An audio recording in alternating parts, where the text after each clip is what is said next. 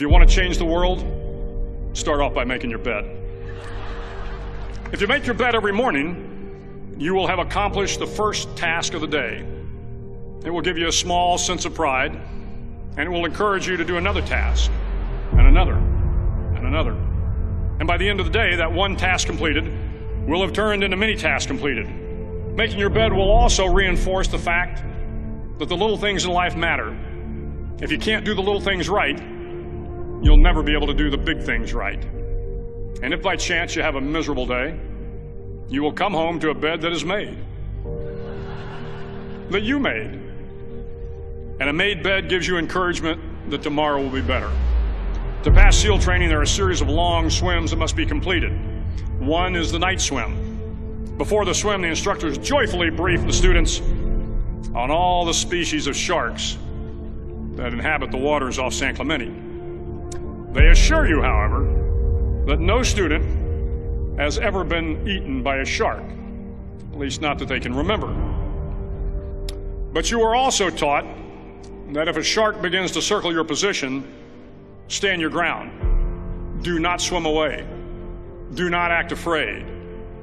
And if the shark, hungry for a midnight snack, darts towards you, then summons up all your strength and punch him in the snout, and he will turn and swim away.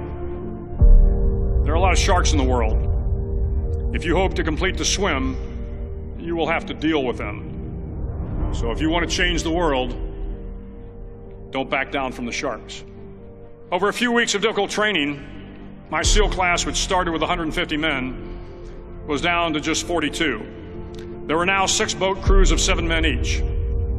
I was in the boat with the tall guys, but the best boat crew we had was made up of the little guys, the Munchkin crew, we called them.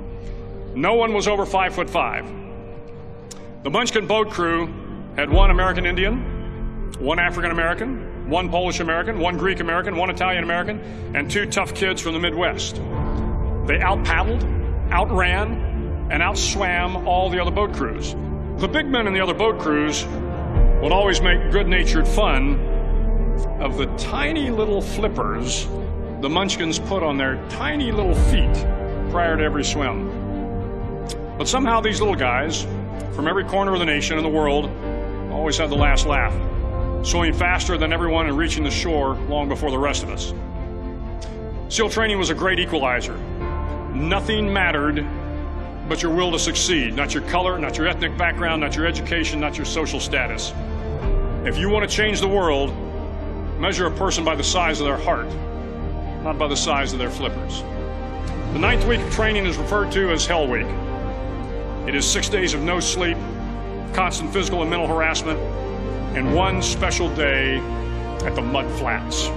The Mud Flats are an area between San Diego and Tijuana where the water runs off and creates the Tijuana Sloughs, a swampy patch of terrain where the mud will engulf you. It is on Wednesday of Hell Week that you paddle down to the Mud Flats and spend the next 15 hours trying to survive the freezing cold, the howling wind, and the incessant pressure to quit from the instructors. As the sun began to set that Wednesday evening, my training class, having committed some egregious infraction to rules, was ordered into the mud. The mud consumed each man till there was nothing visible but our heads. The instructors told us we could leave the mud if only 5 men would quit. Only 5 men, just 5 men, and we could get out of the oppressive cold. Looking around the mud flat, it was apparent that some students were about to give up. It was still over 8 hours till the sun came up. 8 more hours of bone-chilling cold. The chattering teeth and the shivering moans of the trainees were so loud, it was hard to hear anything. And then one voice began to echo through the night. One voice raised in song. The song was terribly out of tune, but sung with great enthusiasm. One voice became 2, and 2 became 3, and before long, everyone in the class was singing. The instructors threatened us with more time in the mud if we kept up the singing, but the singing persisted, and somehow the mud seemed a little warmer, and the wind a little tamer, and the dawn not so far away. If I have learned anything in my time traveling the world, it is the power of hope. The power of one person, a Washington, a Lincoln, King, Mandela, and even a young girl from Pakistan, Malala. One person can change the world by giving people hope. So if you want to change the world, start each day with a task completed. Find someone to help you through life. Respect everyone. Know that life is not fair and that you will fail often. But if you take some risks, step up when the times are the toughest, face down the bullies, lift up the downtrodden, and never ever give up. If you do these things, the next generation and the generations that follow will live in a world far better than the one we have today. And what started here will indeed have changed the world for the better.